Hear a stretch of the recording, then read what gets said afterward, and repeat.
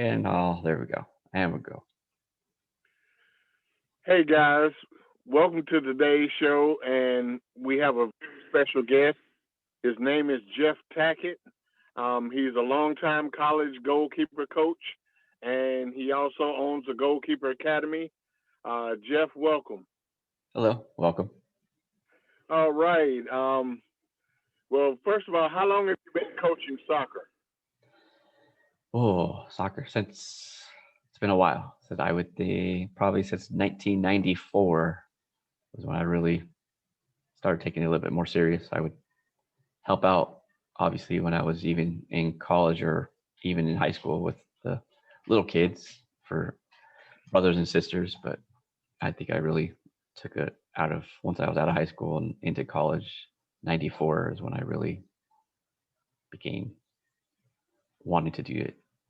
Okay. Now, you were a college coach for a long time, and was interested to have you on because goalkeepers are a different animal in so many different ways. But college goalkeeping recruiting. Typically, how many keepers do you keep on your roster at a time? In a great scenario, we want to have at least four on the roster. It just kind of it's great for training purposes for the team as well as myself, and then it's a way to kind of groom the freshmen into getting ready to play as a sophomore and or possibly junior, and then we hope that we have a senior, sophomore, freshman, or junior type mentality where they're in line to play. Sometimes it doesn't always work that way, but that's the ultimate goal is to create the program where everybody learns and they get their shot. Okay. Now, having said that,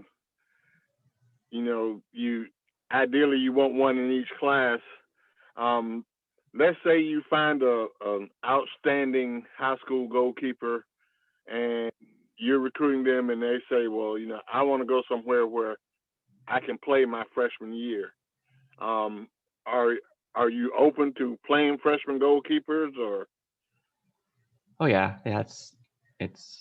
I mean, that's where realistically when we're recruiting, we're always recruiting to hope to find that freshman that could step in right away. But if it doesn't happen, that's why I say it's good to have the program run where they they learn, and if they're ready to step in, then all by all means, that's even I guess you could call it more bang for your buck because you're getting them to play right away. So it's definitely open.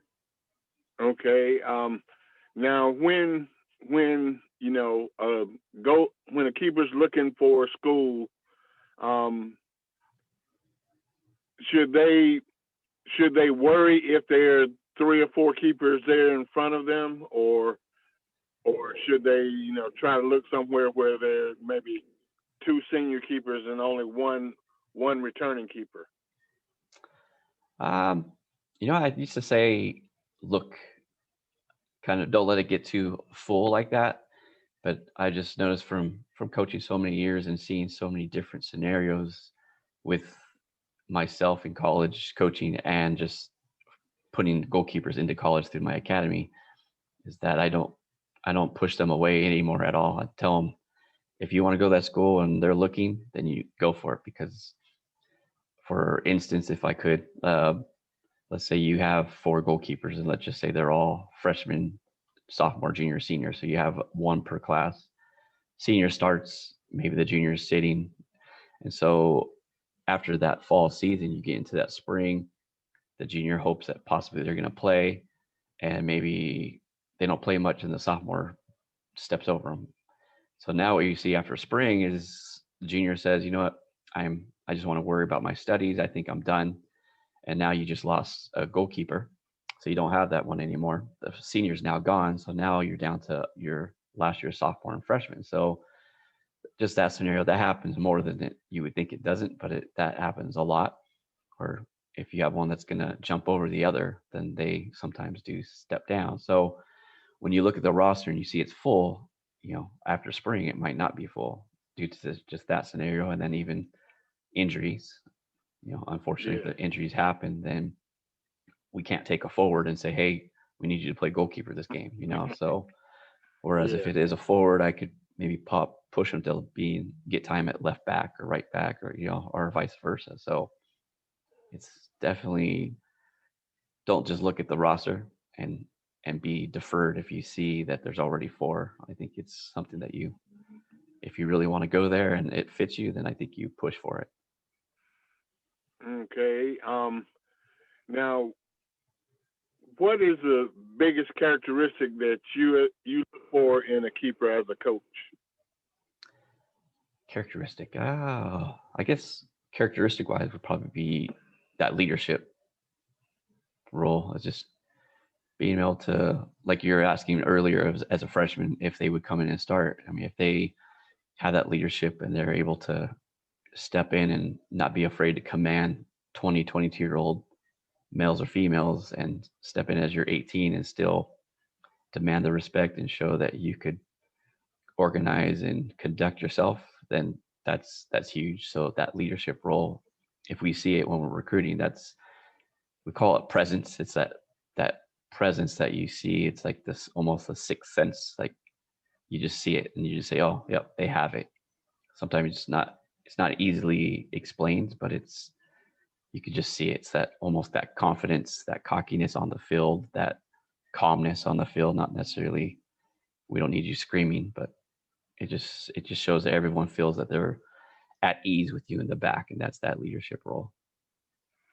Okay. Now, I know absolutely nothing about tactical aspects of being a keeper, but I noticed you posted in the group that you made a post about statistics that a goalkeeper maybe makes 3 saves a game, but they distribute the ball 30, 40 times a game. And so do you look at how a goalkeeper distributes the ball more than maybe the outstanding reactionary save? I I mean, if when we're recruiting, that's going to catch your eye right away. Is that amazing save, right? So if you see someone that makes that amazing save, now you could check off that box. Like, okay, if we need them to make that save, we think they can because they just showed it. But then, like the stat that you're talking about, and the more times than not, you're going to get a lot more back passes. You're going to get maybe those loose balls that are easy to pick up. How do you distribute the ball off of a cross?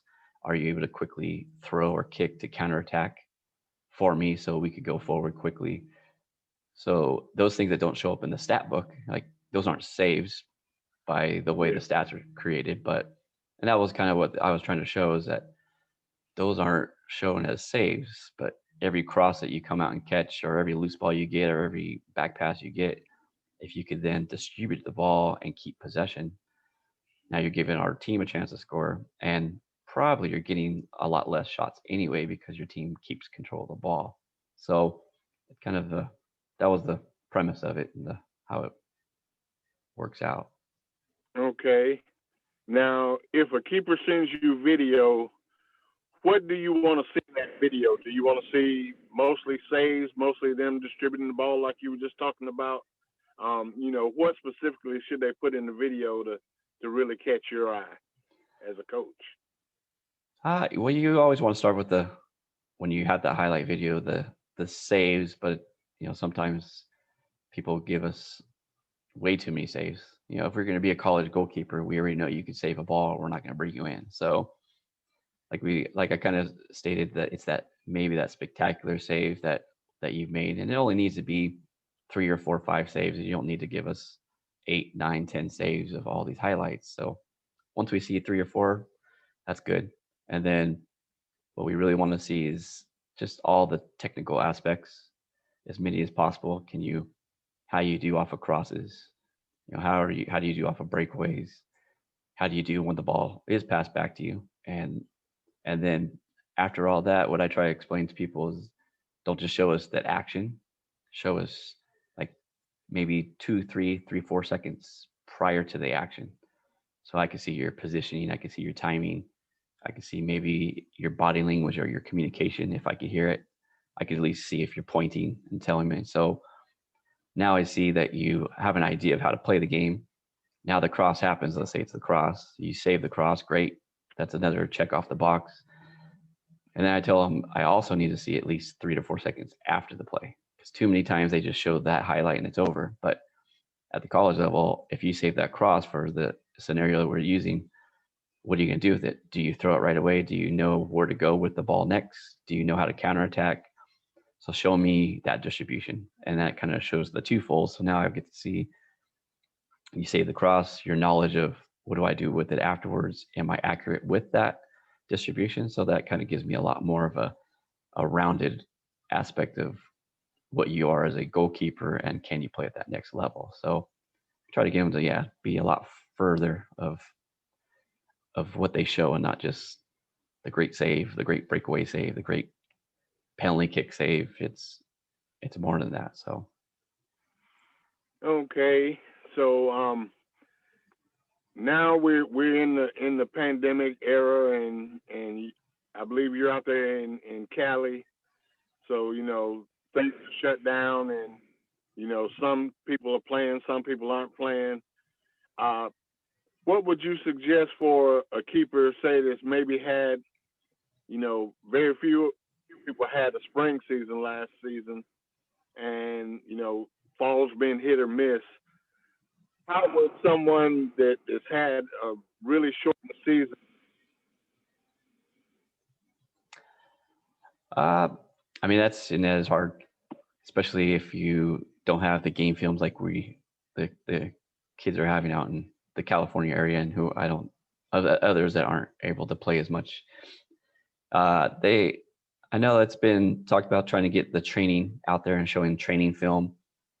It helps just to start that communication, I think, is what you're doing. If you're behind the ball and you're late about doing this and you need that game feel because you're already going into late junior or senior year now, then it's at that point, you're probably going to need to get out to that school if they're looking at you and you're going to have to show them firsthand.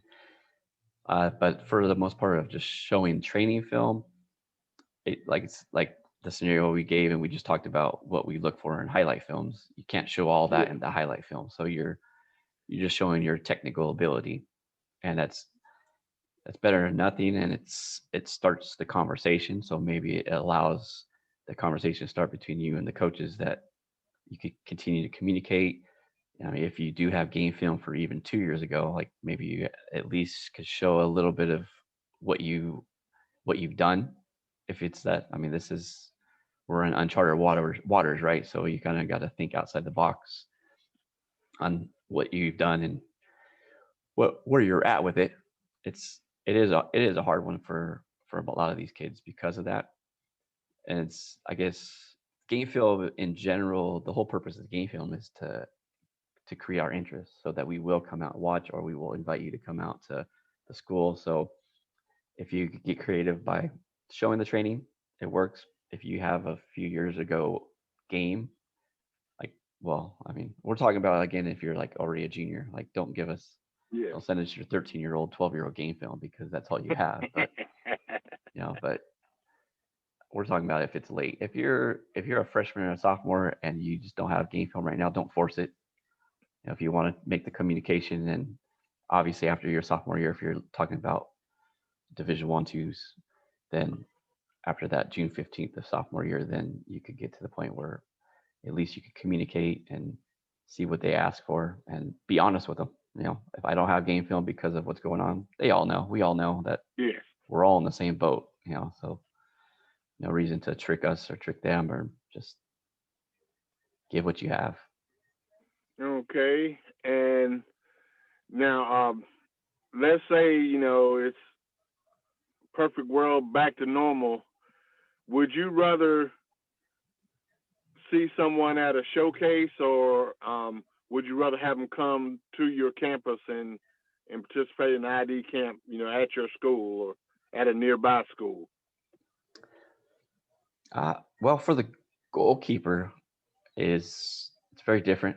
It's very different to assess a goalkeeper off of just at a ID camp, because again, you're not necessarily putting them in all facets of the game.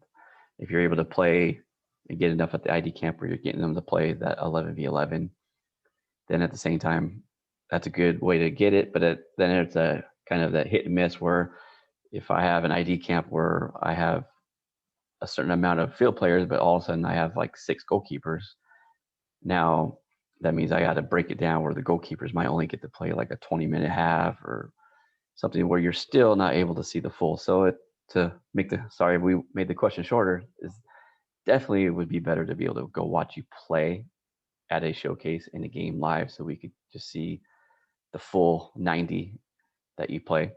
If you only play a half, then it is what it is. But I think in the ultimate of the world, that would be our best thing, is be able to see you play.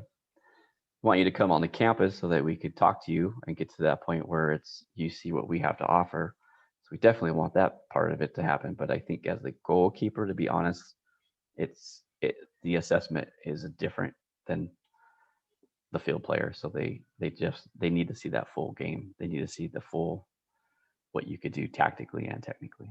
And like we talked about, that presence shows up in your game when you, not as much as they do in the ID camp. Some do, but Okay. All right. Now, final question. It's always a topic of debate.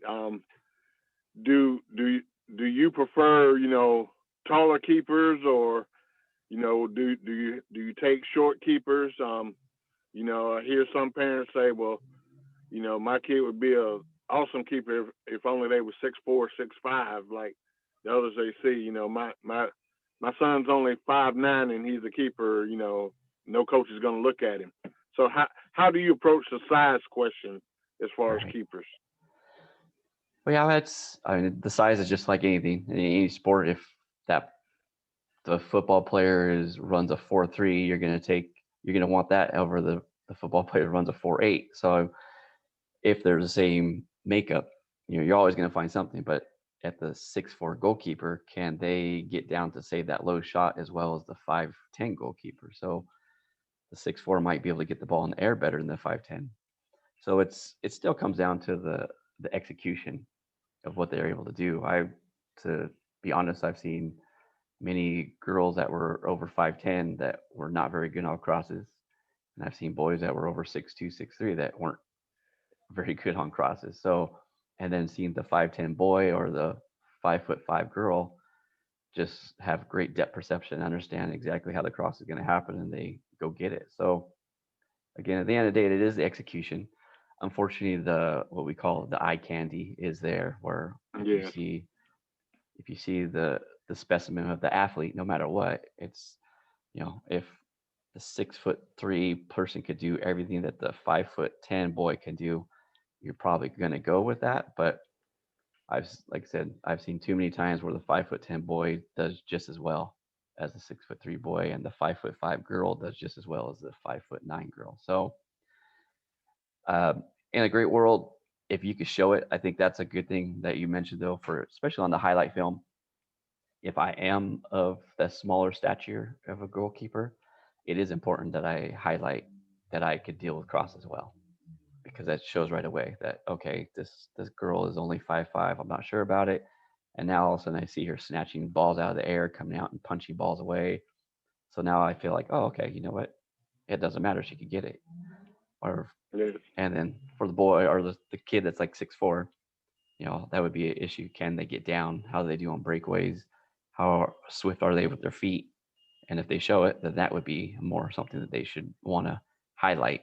That's showing that eye candy that possibly could be the strength is, and the things that you feel might not be a strength, you definitely want to highlight. So I guess I could sit there and tell you, as the goalkeeper coach, we don't look, but the head coach does.